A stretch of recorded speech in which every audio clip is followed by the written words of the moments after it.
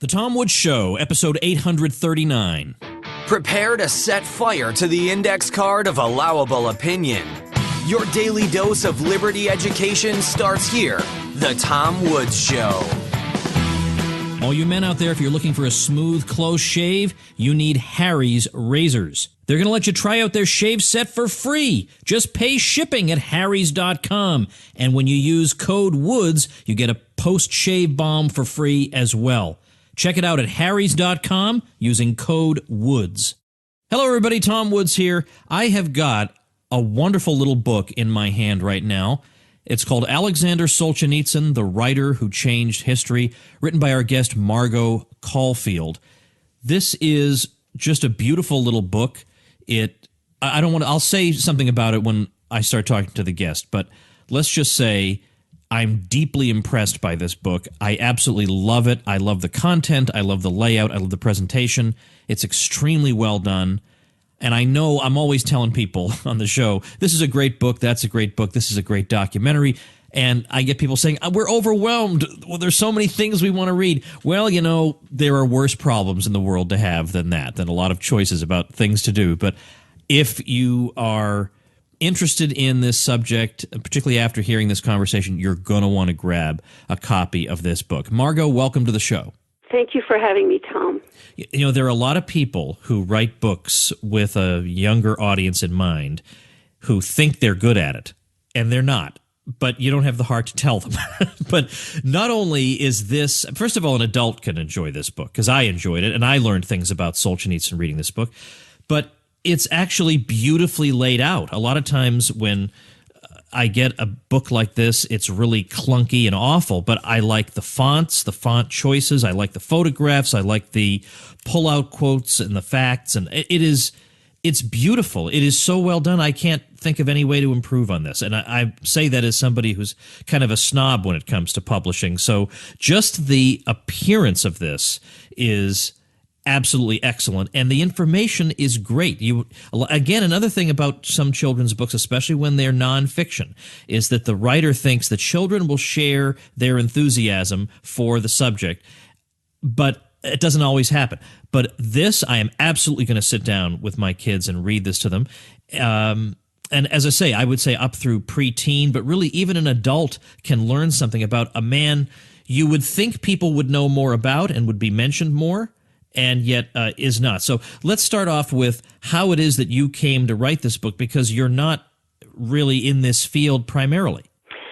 That's correct. One of the things we do with our historical society, and we are in a very small town, there's only about 1,200 of us, and our historical society is small. We have a very giant history, however. Well, tell us what town it is and what's the historical society. Sure. This is Cavendish, Vermont. We're sort of south-central Vermont. The closest ski area, for those of you that ski, is Okima Mountain. It's about 5 minutes from us. We are definitely located in the Green Mountains. We have very heavy snowfalls, which Solzhenitsyn would have identified with, being similar to Russia. Glorious four seasons. Not only are we the home to Solzhenitsyn when he was in exile for almost 18 years here, we also boast Phineas Gage, who was the person that had a tamping rod go through his head in 1848 and sparked the whole introduction of the understanding of the brain and the field of brain injury. So there are these strange intersections between many of these different people. But we run a very strong outreach program to our kids in the community. We run programs in the school. We run programs for homeschoolers. And I happen to be working on a World War II project about veterans with our homeschoolers. And one of the children, Isabel Gross, who would be an equivalent to the third grade, was horrified by this story. She grows up in America. She hears all the time parents talk about politics, the president, town manager, whoever it may be. This is commonplace. So when we explained how he was writing letters, using code words about his concerns about Stalin, that he's arrested on the front lines, he's a decorated war hero, she was horrified. She couldn't sort of moved beyond it. She was so traumatized by it that they could do this. She kept on saying, it's not fair, it's not fair. Now, this little girl happens to know Solzhenitsyn's grandson because he was friends with her brother. So we got out picture books. And after that experience, I said, if it was a book, she would see this was one chapter in this very amazing man's life. And though I had all these other ideas of things I wanted to do around Solzhenitsyn, that became very important to me because we quickly saw that when kids did come to the museum and they did see these pictures of him, she was not the only child with that reaction, which makes me feel hopeful for the next generation. And I wanted them to see it was a book. I wanted them to see it was one chapter, An Amazing Life. And I want to tell you that the look of this book squarely belongs to Julia Gnu, who did the layout, who is just amazing. We certainly had lots of conversations. I was very clear. I wanted it bright. I wanted it vibrant. I did not want this stereotypical idea of a dark, heavy Russian. That is not at all what he was like. I wanted it to be appealing to all eyes, and truthfully, the book would not be half as good as it is if the Solzhenitsyn family had not shared those photographs. We would have never had access to them. Some of these photographs have never been seen in the West, so we were thrilled to have that. I spent many, many hours looking at videos, and thankfully Ignat and Stefan, his sons, had done marvelous translations. At one point, had wanted to scrap the whole book and see if I could tell the story just using his writing.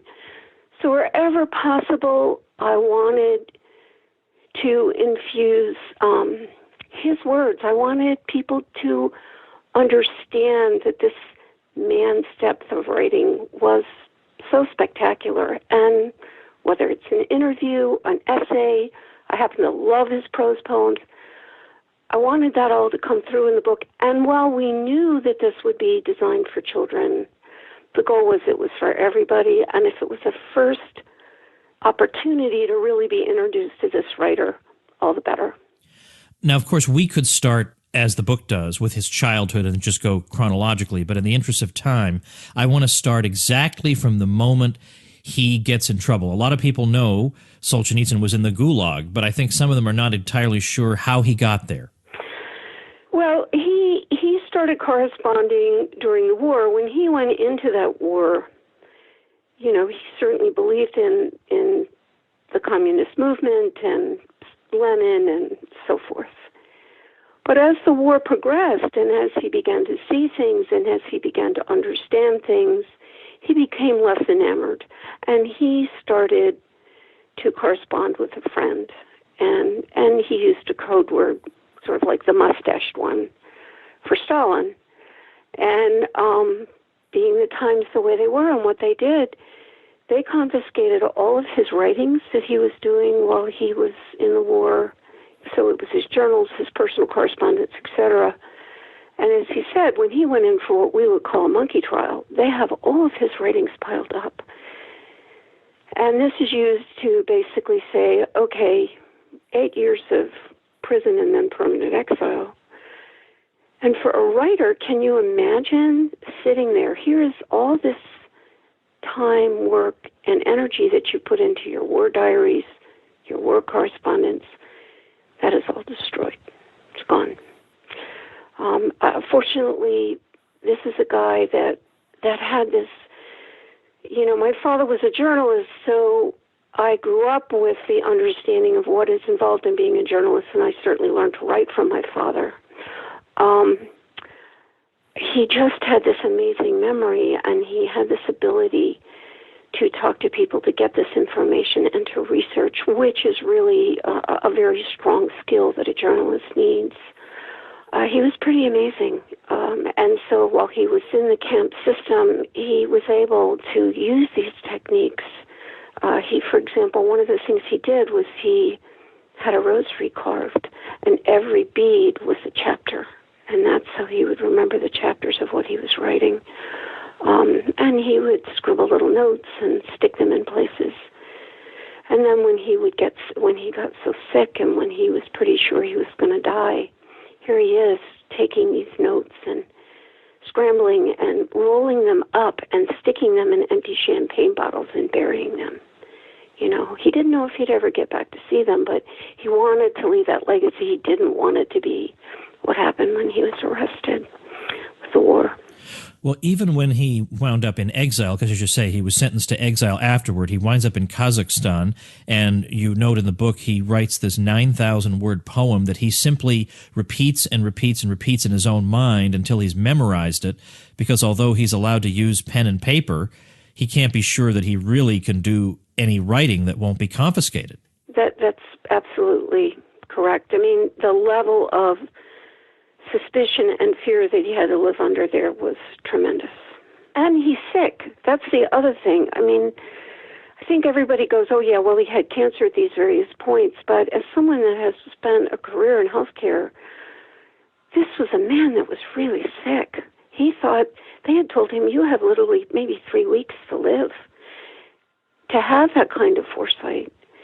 You know, and as an old man, after he went back to Russia, he writes this wonderful prose poem where he compares what it was like to be 34 and thinking you were going to die in 3 weeks from a tumor, and what it was like to be an old man and have heart disease where you didn't know if that heart attack was going to come today or tomorrow. Fascinating stuff. Fascinating stuff. What is the book that comes out of, I'm sure everybody knows, but comes out of his time in the Gulag, and what picture does it paint of that experience?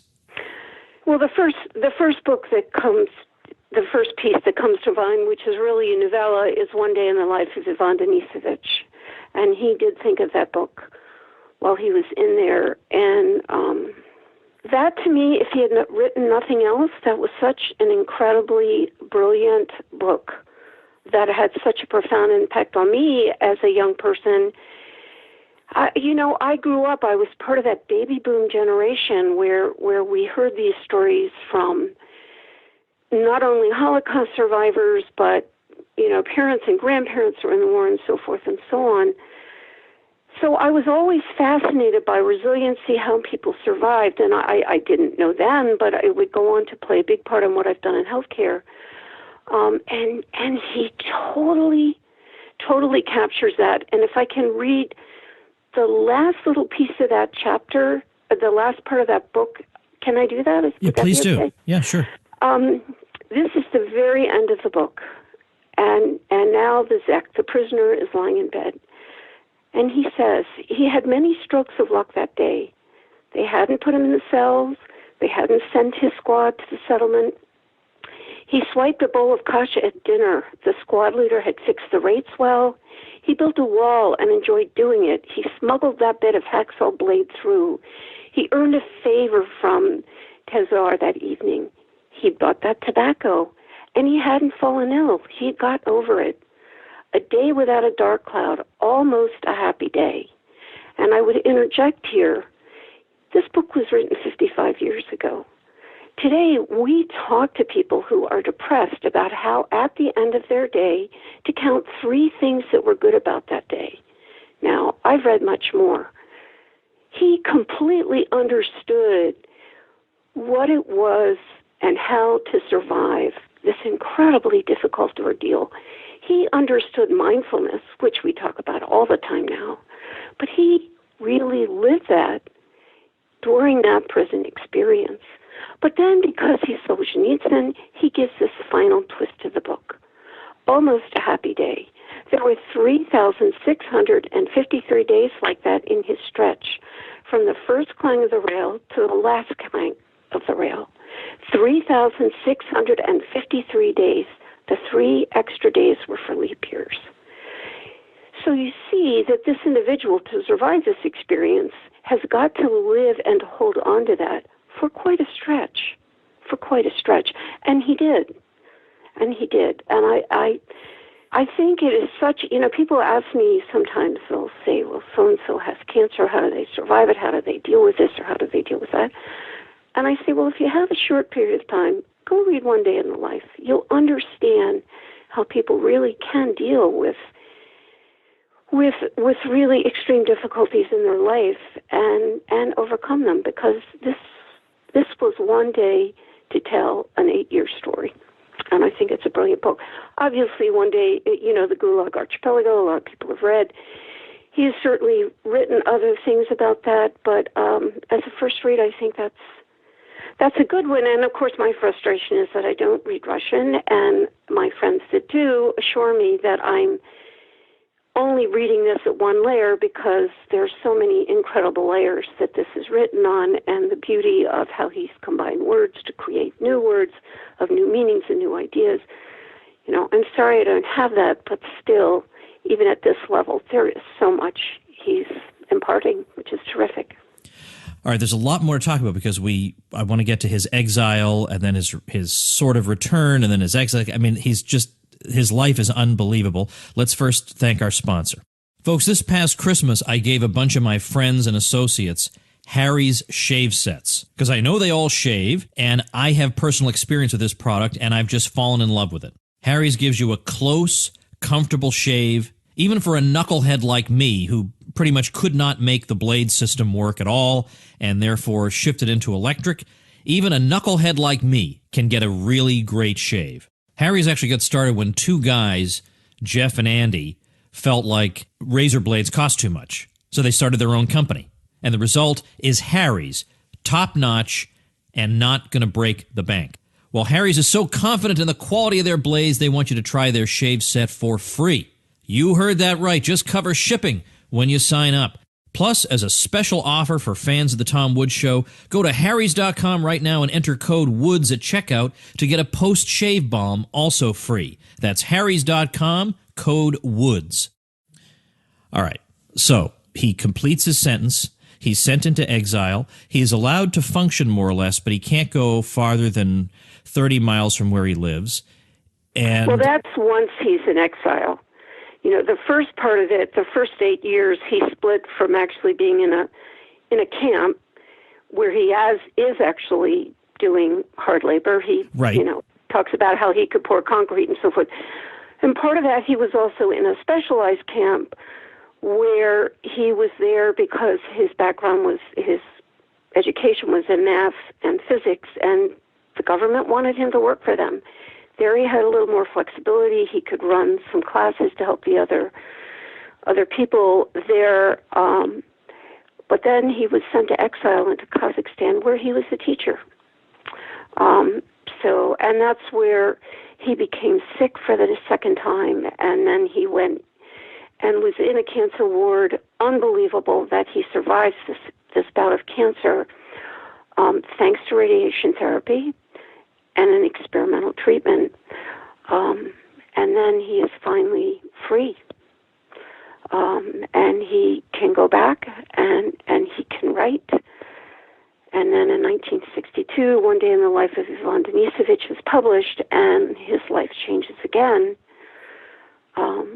Well, my plan was I wanted to mention that, Sure. that Khrushchev comes along. It becomes possible to talk about the worst enormities under Stalin.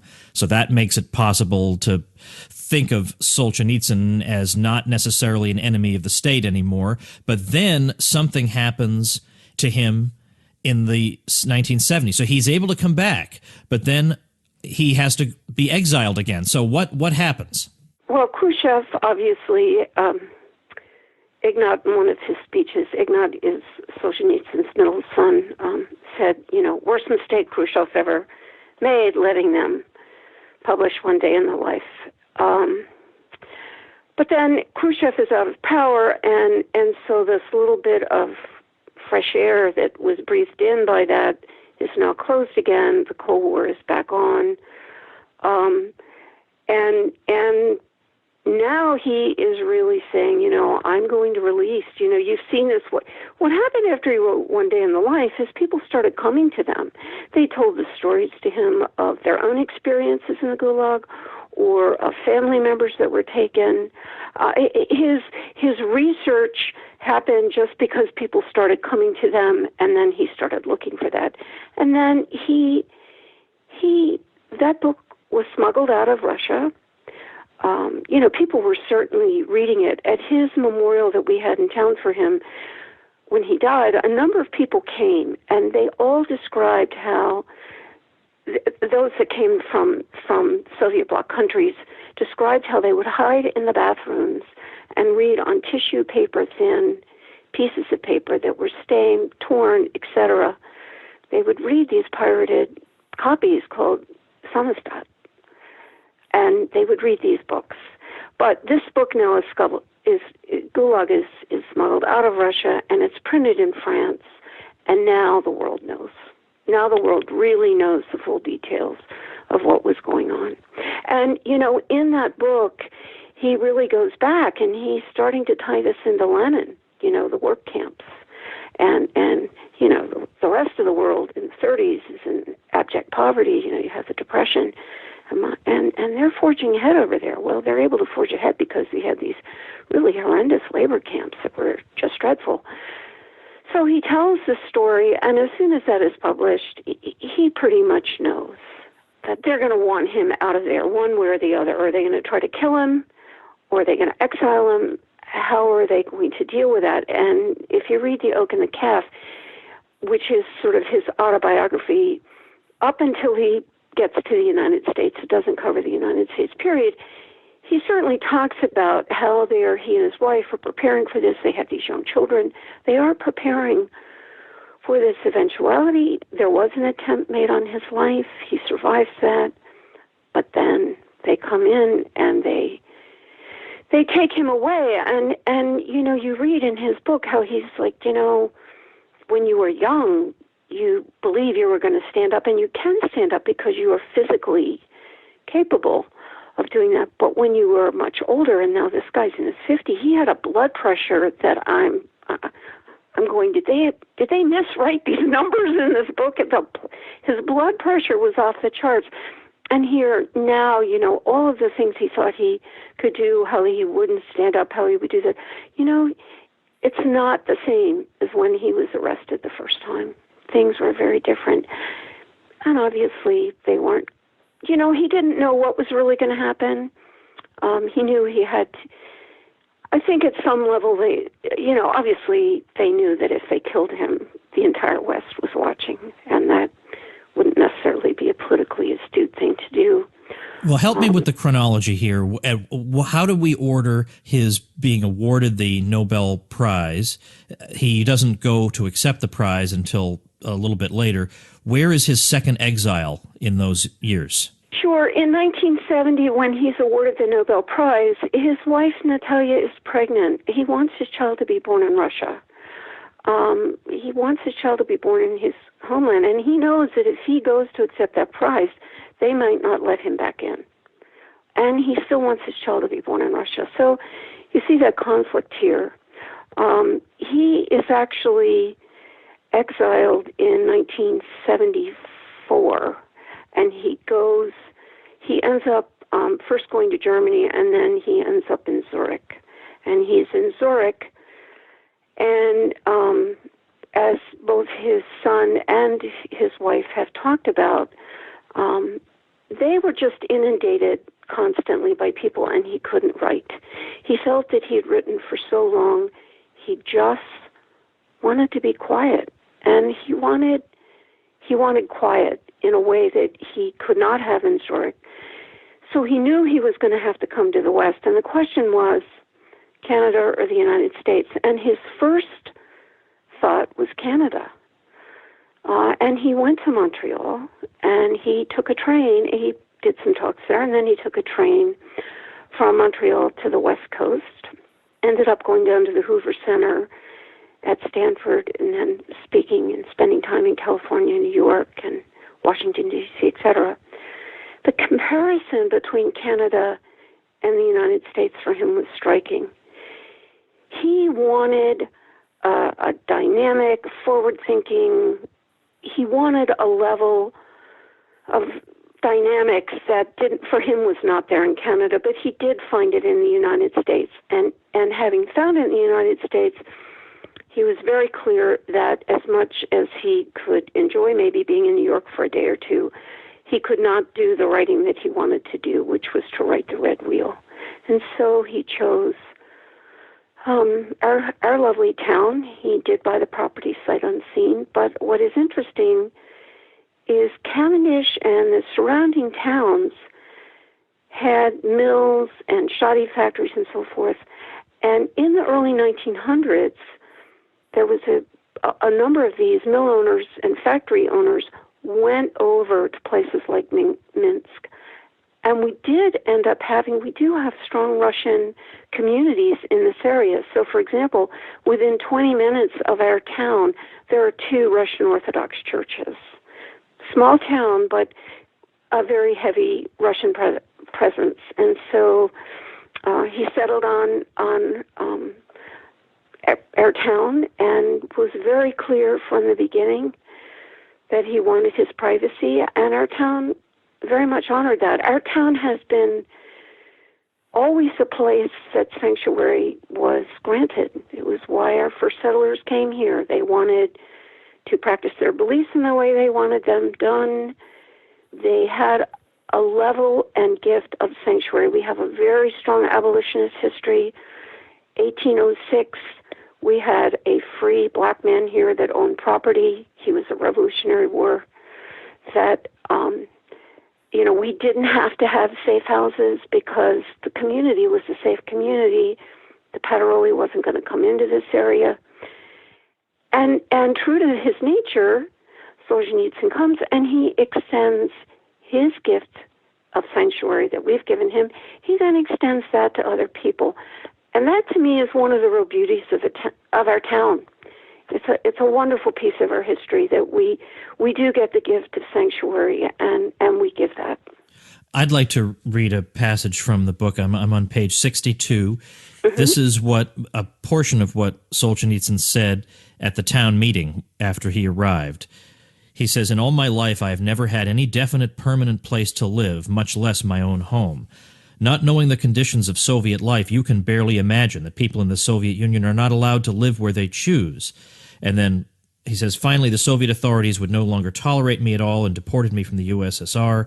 It so happened that among you in Cavendish, Vermont, I was able to find my first home and my first permanent residence. I'm no fan of big cities with their bustling way of life, but I like very much your simple way of life. I like the landscape that surrounds you, and I like very much your climate with its long snowy winters, which remind me of Russia." And then he becomes more grave. He says, and these are just excerpts, "Russian is to Soviet as man is to disease. We do not call someone afflicted with cancer, cancer, or someone with the plague, plague." So in other words, don't call me a Soviet. "For we understand that their disease, their severe trial, is not their fault." And then he ends by saying, "The communist system is a disease, a plague that has been spreading across the earth for many years already, and it is impossible to predict what peoples will yet be forced to experience this disease firsthand.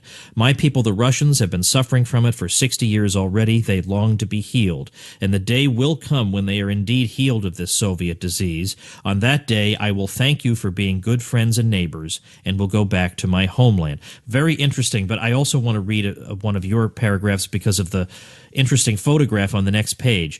You write, "The people of Cavendish left Alexander alone and protected him from outsiders who wanted to bother him. The owner of the local store hung a sign that said, 'No service for shirtless or shoeless customers,' and 'No directions to the Solzhenitsyn home.'" And you can see that sign on the outside of the building in this photograph. I love that. Joe Allen would be very pleased to hear that. What is very, very interesting is that the store where that sign hung is still very much in existence. Today it's called both the Cavendish General Store and Jill's Place. And Jill is still in the position of not giving directions to the Solzhenitsyn home. We still do not give those directions out because that is still the family home. And his son and his family live there, so we don't give that direction out still to this day. And they still want you to wear shoes and shirts in that store. But I feel sure he moved back to Russia at some point. Is that wrong? He did. He actually You know, he was stripped of his citizenship, as was his wife and his mother-in-law, and that was reinstated. He could have gone back in 92, but he chose to wait until 94 because he wanted to finish writing his book. He was working on the Red Wheel, and he goes back in 94. There is a wonderful film. We do have a copy of it. It used to be available online in small increments, but it was taken down. The BBC did it. It was called The Homecoming, and it follows him from leaving his home here in Cavendish, Vermont, to on the plane, and then this long train ride he took back up into Moscow, and all the stops along the way that he made. And in some places, he was absolutely the most revered, respected individual that you could imagine, and they were so thrilled to have him back on his soil. And you see him so thrilled. And then you see him in other situations where he's talking in these towns, and the people are furious with him.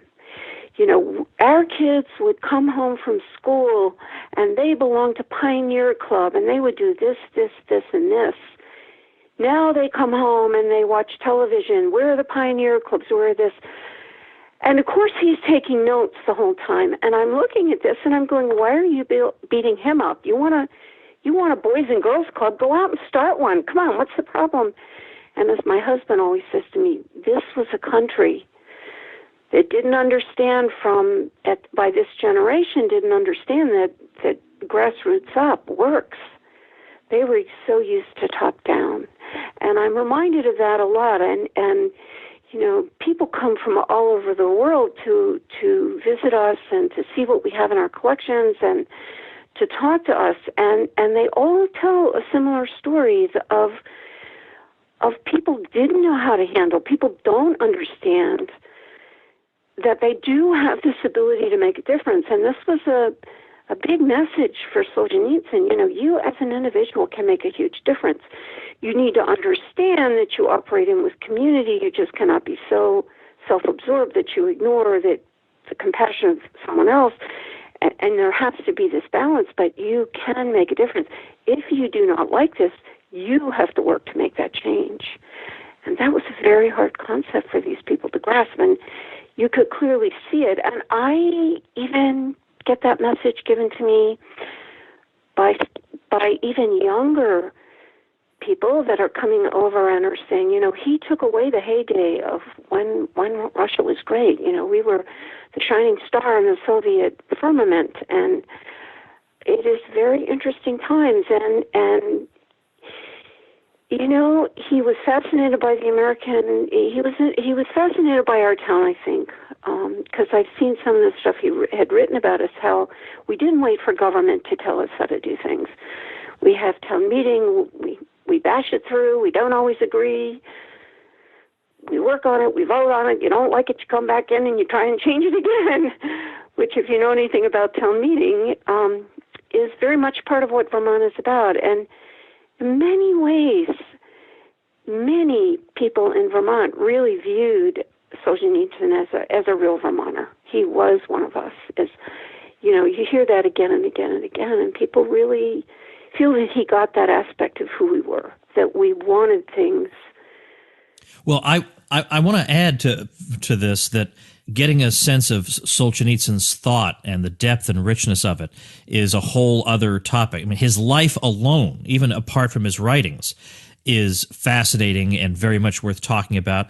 But then when you get into the substance of what he had to say, it's also quite profound. So I'm going to link to on the show notes page, which will be tomwoods.com/839, not only to your book, Aleksandr Solzhenitsyn, the writer who changed history, but I'm also going to link to his famous commencement address at Harvard from June 1978, which when I was an undergraduate there, we had much less interesting commencement speeches. So every year in our student publication that we had, we would reprint the Solzhenitsyn speech saying, look, if you're bored stiff listening to this canned speech written by somebody else, you can read a real speech actually written by the guy who delivered it, if that's more interesting to you. So I'm going to link to that.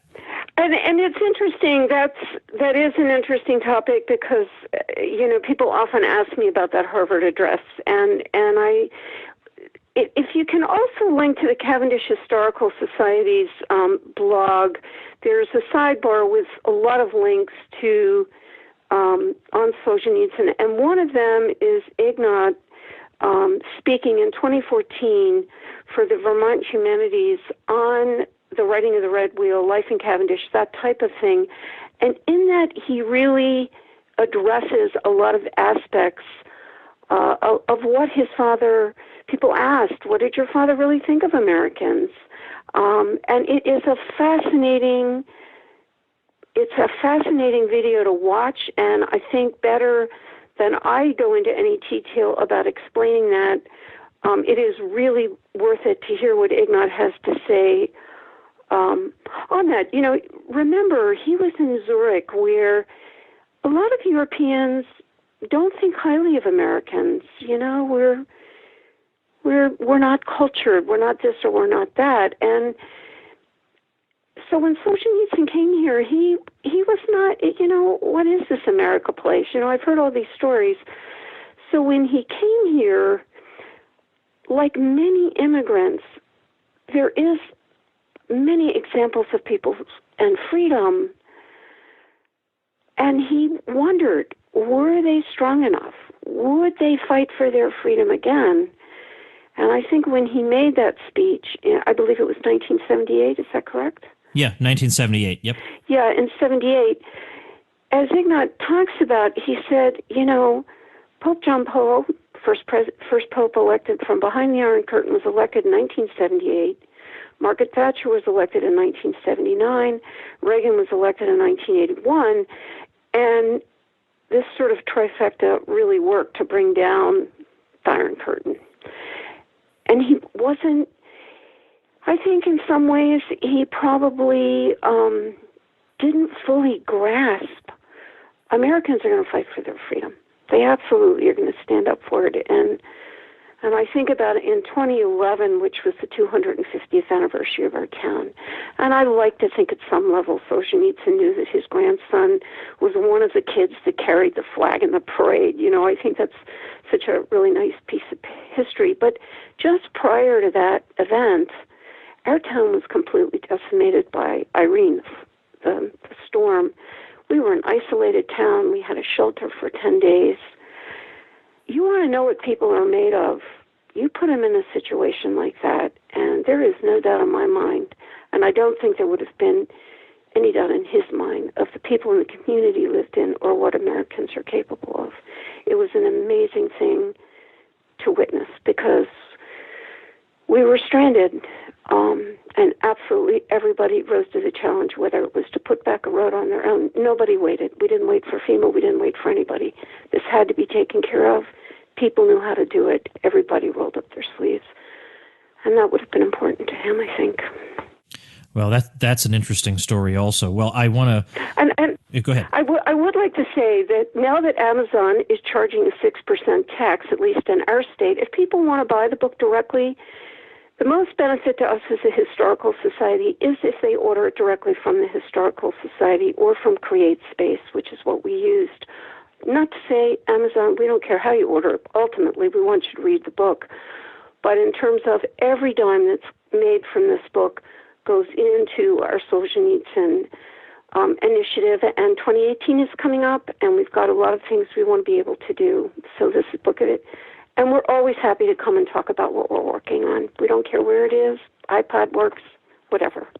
All right. Well, I'll make sure we link to a good way for people to get this book. It'll be up at tomwoods.com/839. You also have a website, which is thewriterwhochangedhistory.com, and I'll link to that site on our show notes page as well. Well, thanks so much for your time. I hope we can get able to get the word out. I hope people listening to this will get this book and help spread the word. This is a small historical society that's done a big, big job that we should all be grateful for, and they don't have access to the mass media. They have access to the people listening to this episode right now. So please do what you can for them because it's an outstanding book that has my highest endorsement. Thanks so much for your time, Margot. Okay, thank you, Tom. All right, everybody, that's going to do it for today. But let me tell you something. Next week, let's see, tomorrow, episode 840, I'm going to do that one by myself. I'm going to comment on what happened in Berkeley the other night. And then next week, I've got Robert Ringer at the beginning of the week. He's, of course, a multiple #1 New York Times best-selling author. And I'm going to be talking to Bob Murphy about just the general subject of the Trump phenomenon and how should we treat progressives who are really, really upset about things that, in many cases, their own people also did. Why are they only upset now? How should we just say, let bygones be bygones? At least they're seeing the light now. Is that the way we should go? So Bob and I are going to have a freewheeling discussion of that. Then if all goes well, Angelo Codavia, whom I've wanted to have on the show for quite some time, who's been writing some absolutely striking essays on the origins of political correctness historically, and the origins are not here in the U.S. It's a very, very interesting story. He's a tremendous scholar. He's got a lot to say. Talking about Marx, Gramsci, Machiavelli, and putting all this together into a coherent story. Very, very good, so we'll be talking to him. So great stuff coming up. So if you haven't subscribed on iTunes or Stitcher to The Tom Woods Show, I don't know what's wrong with you, but maybe today is that fundamental breaking point where you say, all right, doggone it, I got to get this thing delivered to my device at all times. Thanks for listening, everybody. If you're enjoying the show, become part of the elite as a supporting listener at supportinglisteners.com, and I'll see you tomorrow. Become a smarter libertarian in just 30 minutes a day. Visit TomWoods.com to subscribe to the show for free, and we'll see you next time.